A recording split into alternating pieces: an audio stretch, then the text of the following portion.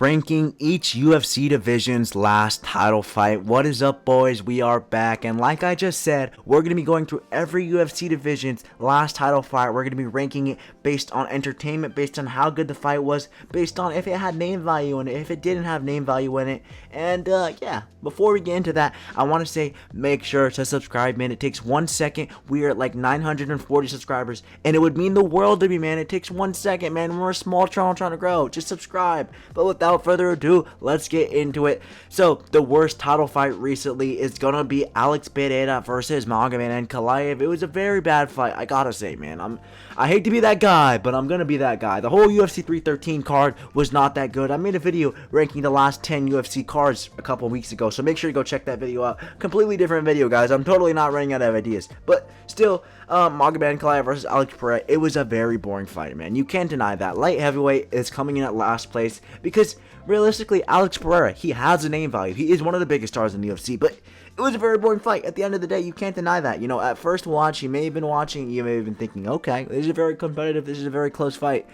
But once the dust has settled, once time has passed, guys, you realize that it realistically just was not that close of a fight. Magomed Ankalaev put a beating on Alex Pereira, and it sucks, man. It was really fun seeing my glorious king Alex Pereira go on an incredible winning streak, beating guys like Jamal Hill, Yuri Prochazka twice, Khalil Roundtree, and it came to a very unfortunate, bitter end at UFC 314, seeing Magomed Ankalaev just smudge Alex Pereira against the cage. You know, he rocked Pereira at the end of that second round, but really, it was just a very boring fight, and this was just after Gaethje versus Fiziev, so we were expecting fireworks. We were expecting Alex Pereira to go in there and chin this guy. That was the narrative. That was what a lot of people thought was going to happen, and it turned out to be just a very boring snooze fest, a 49-46 on two judges' scorecards.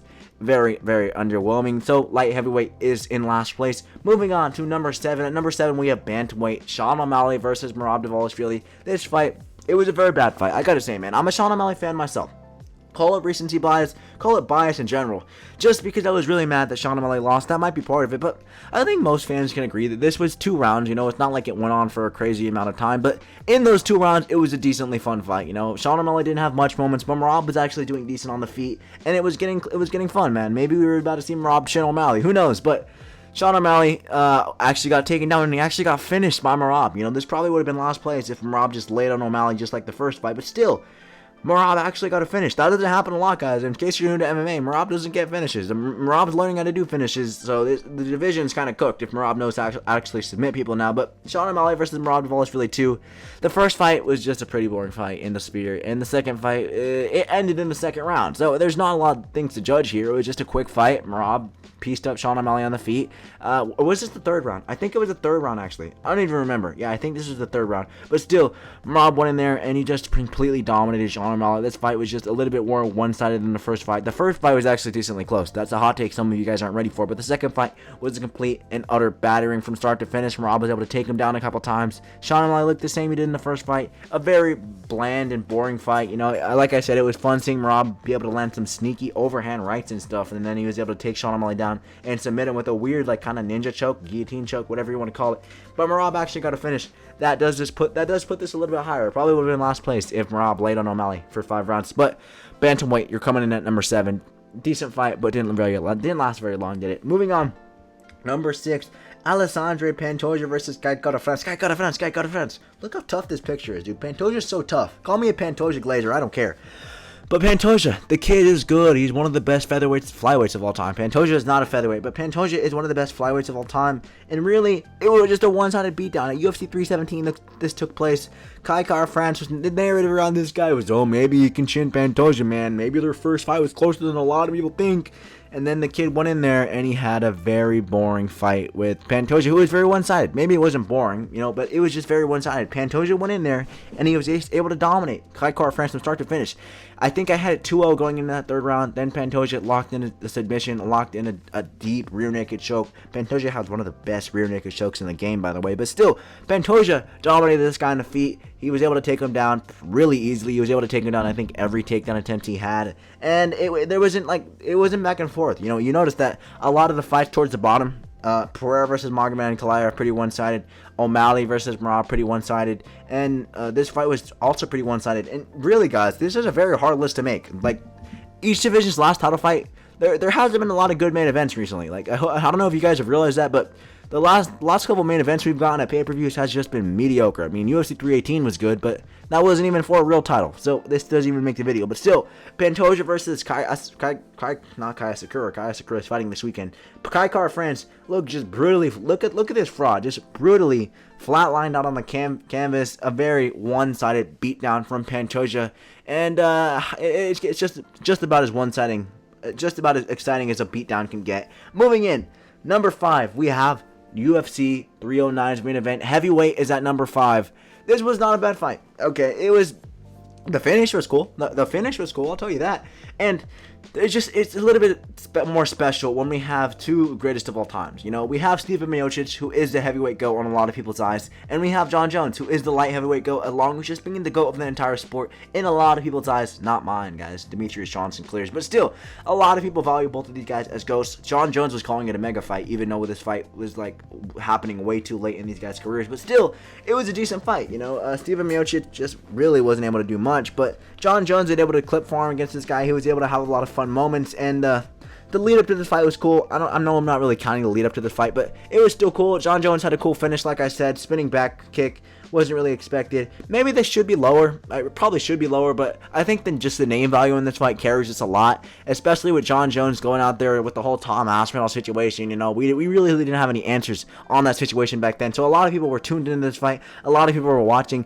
Stipe Miocic, he was piecing up Jon Jones on the feet, guys. I seen this TikTok a couple days ago where there was just various clips of Stipe Miocic just pushing Jon Jones back, and he was able to do really good against Jon Jones. And Stipe Miocic was 41 when this fight happened. Just keep that in mind, man. Tom Aspinall would have KO Jon Jones in the first round. I don't care what you say.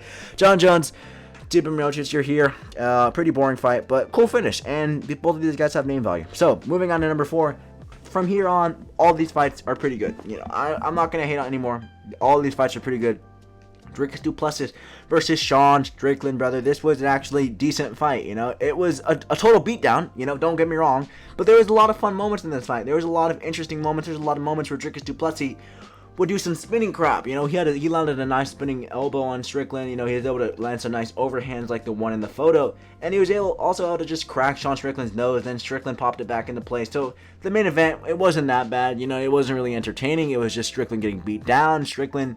Yeah, I don't care about you, brother. You lost all your hype for that one fight. But Strickland, obviously, Eric Nixick going into the corner every time, dude. Strickland, I'm trying my best, bro. I'm trying my best. This guy's too good. And Strickland's like, bro, nobody said anything about dogs, bro. So, but it was an okay fight, man. I'm not going to go out here and say this was fight of the year or anything, because it certainly wasn't. And it was also on just a very boring card. I'm not counting the rest of the card. But still, dude, we were expecting the main event to be half decent, brother. But...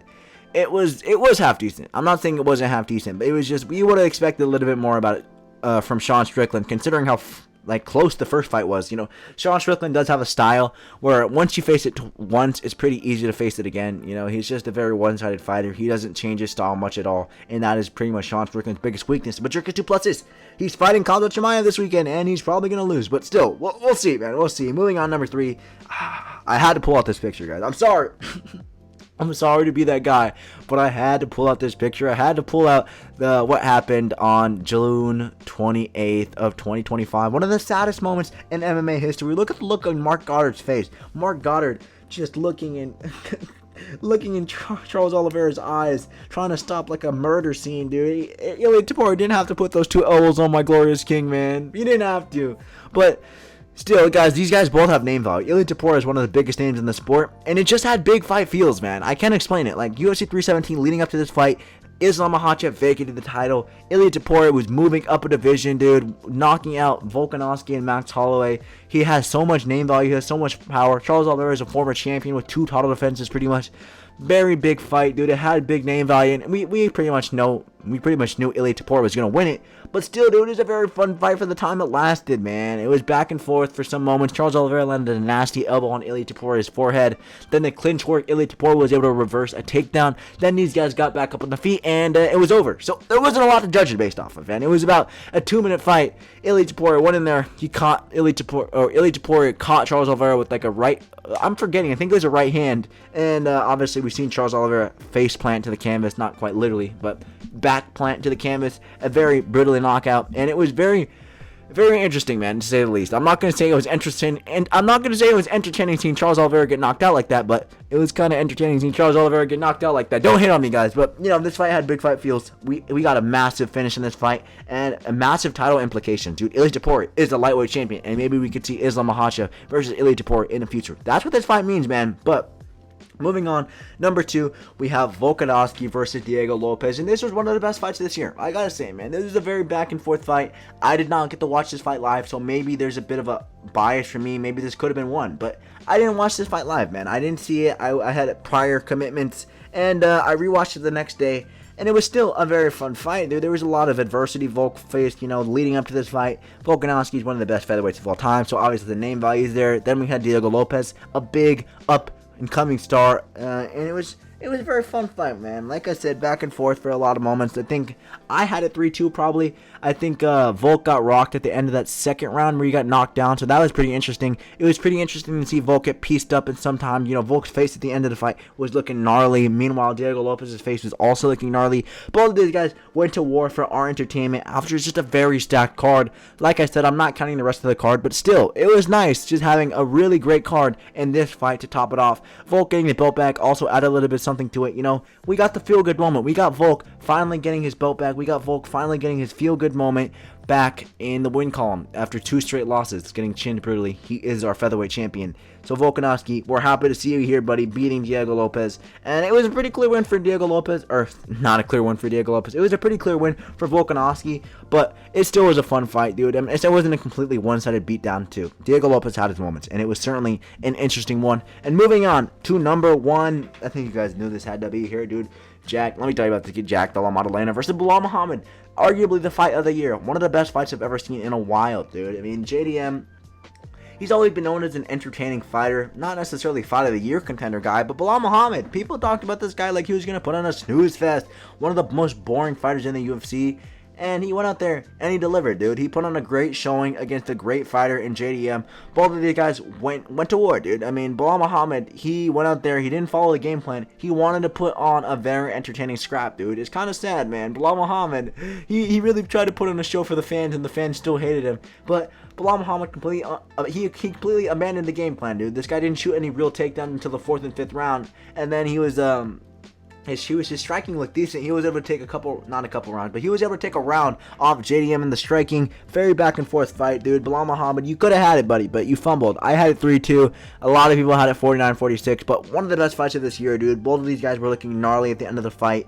Back and forth, like I said, dude. Belal had the advantage in the wrestling. JDM had the advantage in the striking. Very fun fight, man, and I'm very happy that this finished off UFC 315, a very underwhelming card. So at least we got a good main event. You know, there's a lot of times where we have a really good card, but just not followed up by a good main event. And there's a lot of times where we have kind of a stinky card and a great main event, and this delivered, man. This carried the card pretty much. But yeah, man, that's gonna do it for today's video. If you guys enjoyed, let me know down below. Leave a comment, and I'll see you guys in the next one. Enjoy UFC 319 this weekend. I'm not gonna be making any other videos until after the event, so enjoy it, guys. And I guess I'll see you guys on the other flip side.